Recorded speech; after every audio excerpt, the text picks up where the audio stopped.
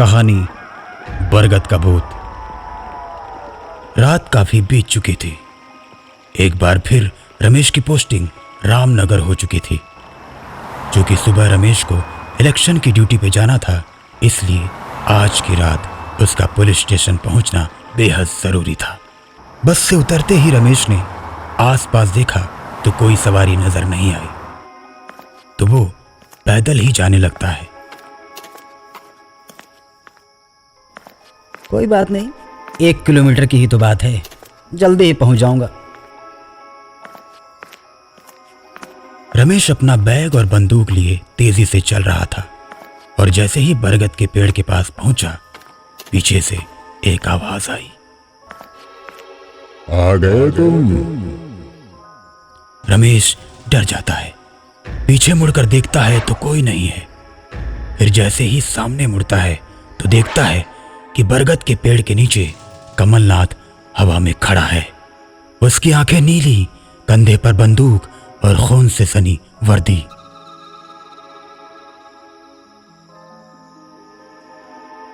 आखिरकार तुम आ ही गए रमेश। मैं कब से इस घड़ी का इंतजार कर रहा था। अब मैं तुम्हें तुम्हारे कर्मों की सजा दूंगा।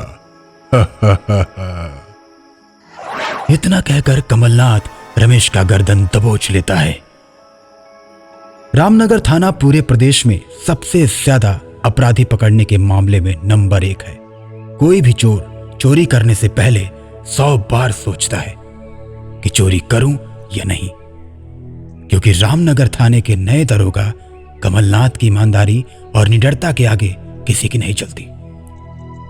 कमलनाथ ने एक बार किसी को पकड़ लिया तो उसका जेल से छूटना नामुमकिन है। कमलनाथ के आने से थाने के सभी पुलिस वालों की काली कमाई बंद हो चुकी है और अब सभी घूसखोर पुलिस वाले और अपराधियों की मीटिंग होने लगती है। यार, इस कमलनाथ ने जीना हराम कर रखा है। न खुद खाता है और न खाने देता है। भाई, हमारे बारे में भी सोचो। पहले हम कितना मुनाफा कमाते थे और आप लोगों को भी देते थे, लेकिन जब से ये दरोगा कमलनाथ आया है, हमारा तो कोई माल पुल पार ही नहीं कर पाता। ये जब तक रहेगा तब तक हम लोग भिखारी ही रहेंगे। सब लोगों की बात खत्म हो जाने के बाद रमेश बोलता है, अरे आप सभी लोग निश्चिंत रहिए, कमलनाथ का कुछ हल जरूर निकलेगा। और अगले दिन रामनगर थाने में सभी पुलिस वाले मौजूद रहते हैं कि तभी दरोगा कमलनाथ के टेबल पर फोन बजता है। Jai Hind sir, head constable Ramesh sir. Sir, Lakshmanpur पुल से बालू के ट्रक पार किए जा रहे हैं, जल्दी आइए सर। कमलनाथ बिना किसी सिपाही को लिए बुलेट पर सवार होकर लक्ष्मणपुर पुल की तरफ बढ़ जाता है। लक्ष्मणपुर पुल से पहले एक बरगद का पेड़ पड़ता है। वहीं पर रमेश अपनी गाड़ी के साथ खड़ा है। कमलनाथ रमेश को देखकर अपनी बुलेट रोक देता है और बोलता है, अरे रमेश, यहाँ क्या कर रहे हो? पुल तो आगे है ना। सर, हमने सोचा कि ट्रक को यहीं पकड़ लेंगे, इसलिए यहाँ रुक गए हम। कमलनाथ थोड़ा सोचने के बाद बोलता है, सही कह रहे हो, हम ट्रक को यहीं पकड़ेंगे, आने दो ट्रकों को। कमलनाथ अभी इतना बोलता ही है कि तभी ट्रकों के मालिक कमलनाथ के गले में पीछे से रस्सी बांध देते हैं। रमेश, बचाओ बचाओ मुझे, रमेश बचाओ।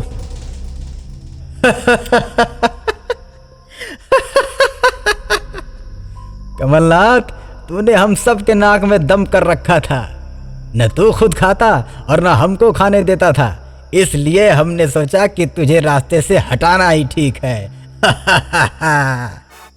इतना कहकर रमेश और ट्रकों के मालिक कमलनाथ को बरगद के पेड़ से सटे खाई में उसकी मोटरसाइकिल के साथ फेंक देते हैं, जिससे कि ये एक एक्सीडेंट लगे। कमलनाथ के मरने के बाद जो दरोगा रामनगर थाने में आता है, वो रमेश और ट्रक मालिकों के साथ मिलकर खूब पैसा कमाता है। और कुछ दिन के बाद रमेश रामनगर से तबादला करवाकर दूसरे जिले चला जाता है और 2 साल के बाद आज फिर रमेश रामनगर थाने में दरोगा बनकर आ रहा है। बस से उतरने के बाद रात काफी हो जाने के कारण कोई भी सवारी नहीं मिलती, तो रमेश पैदल ही थाने जाने लगता है। पैदल चलते चलते जैसे ही रमेश बरगद के पेड़ के पास पहुंचता है तो पीछे से आवाज आती है, आ गए तुम? रमेश डर जाता है। पीछे मुड़कर देखता है तो कोई नहीं। फिर जैसे ही सामने मुड़ता है तो देखता है कि बरगद के पेड़ के नीचे कमलनाथ हवा में खड़ा है। उसकी आंखें नीली, कंधे पर बंदूक और खून से सनी वर्दी। आखिरकार तुम आ ही गए रमेश। मैं कब से इस घड़ी का इंतजार कर रहा था। अब मैं तुम्हें तुम्हारे कर्मों की सजा दूंगा।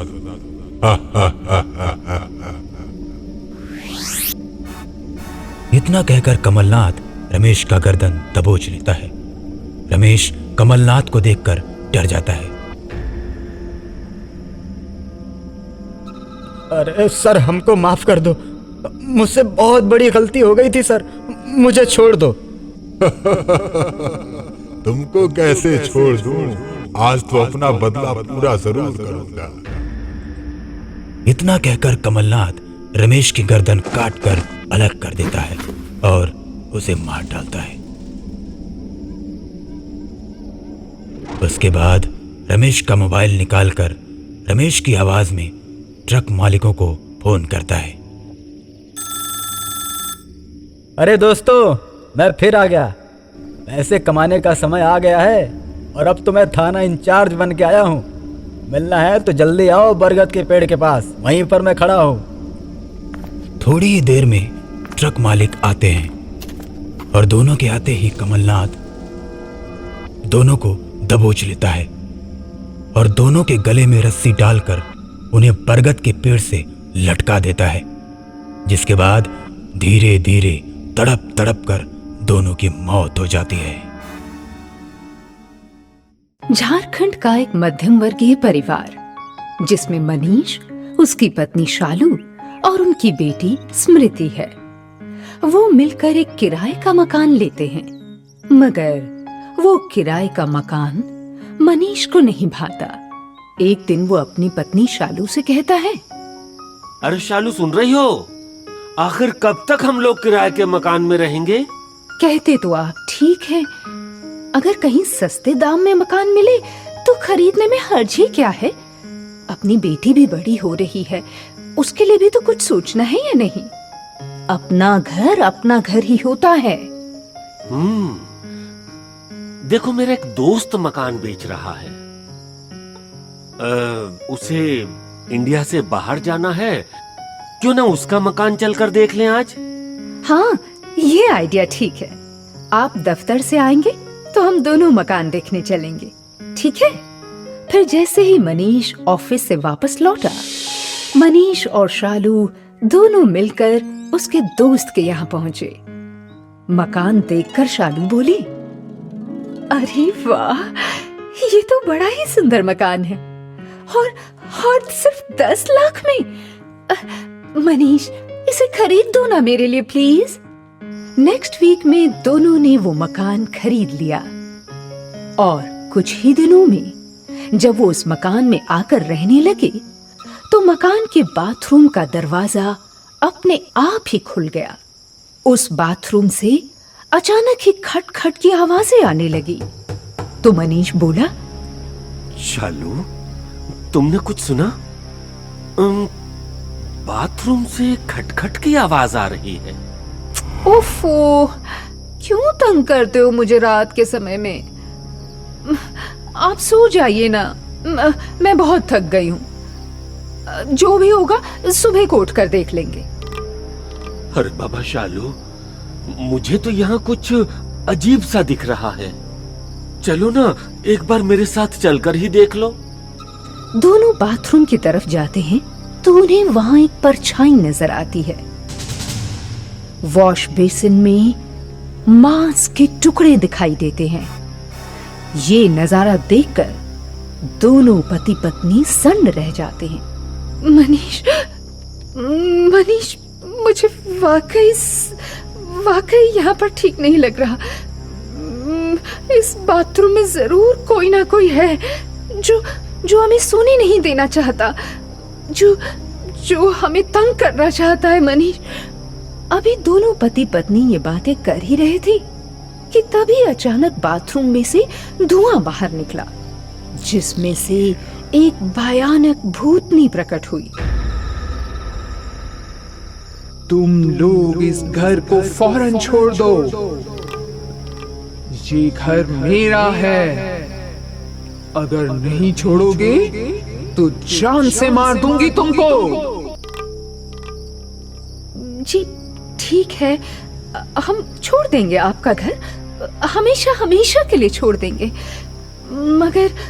मगर थोड़े दिनों की मोहलत दे दीजिए, जब तक हम कोई दूसरा घर ढूंढ ले अपने लिए।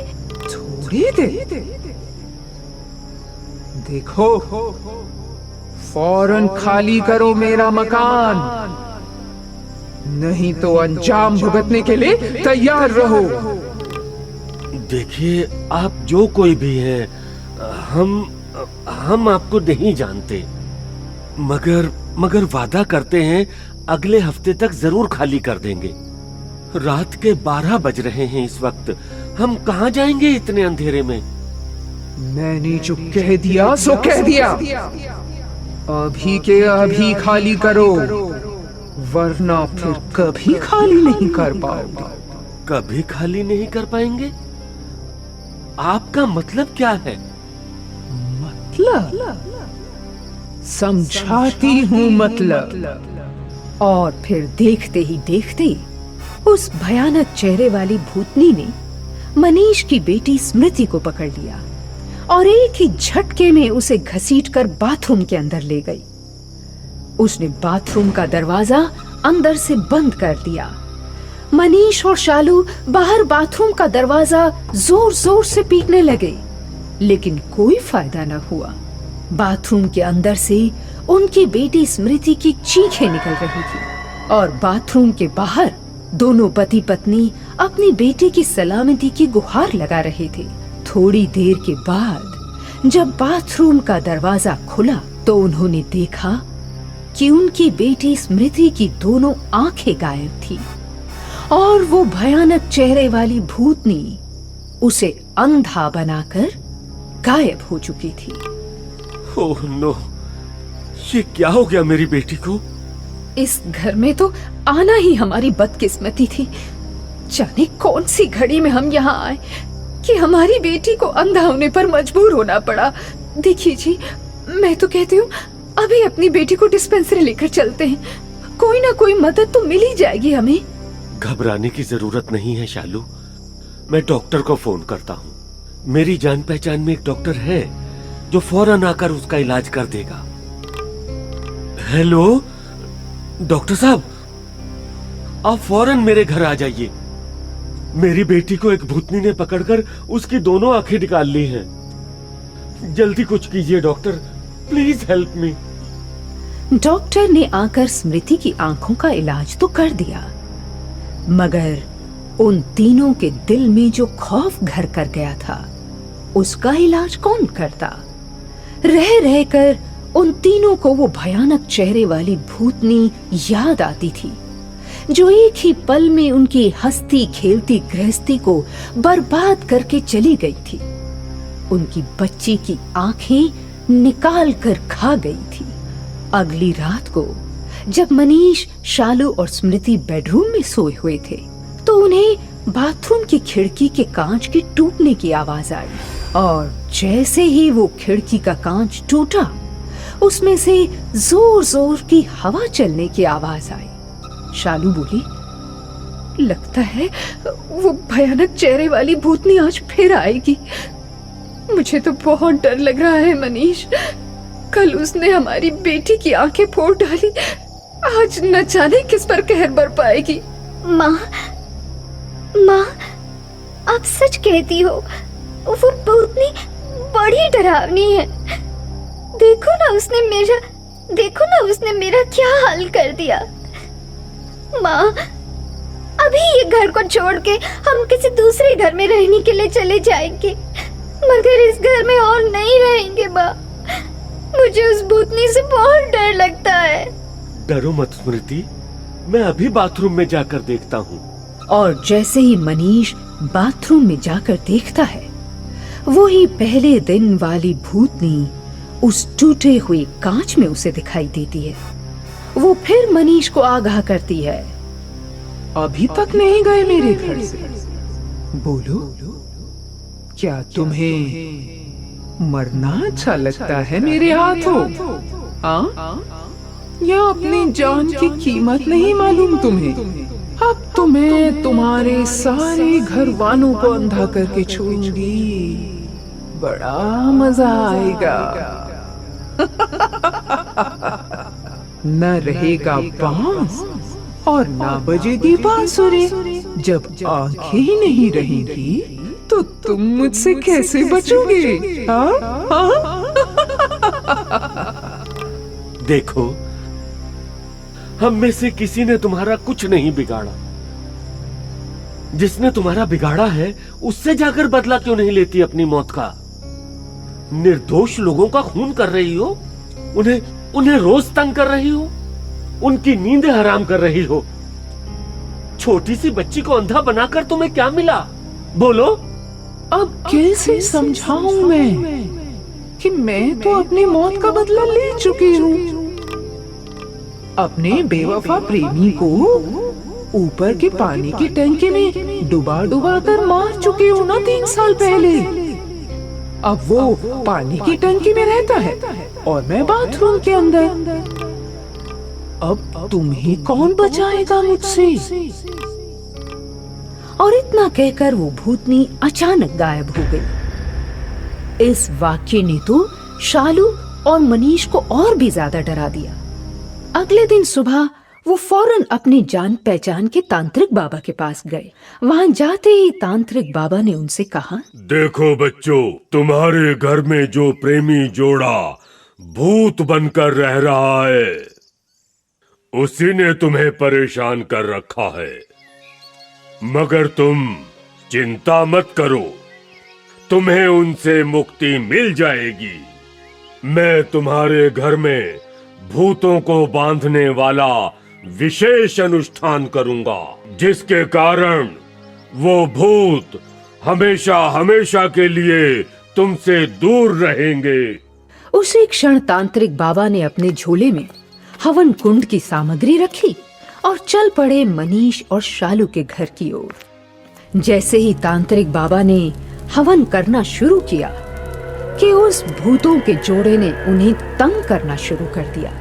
फिर देखते ही देखते बाथरूम का नल अपने आप चल पड़ा।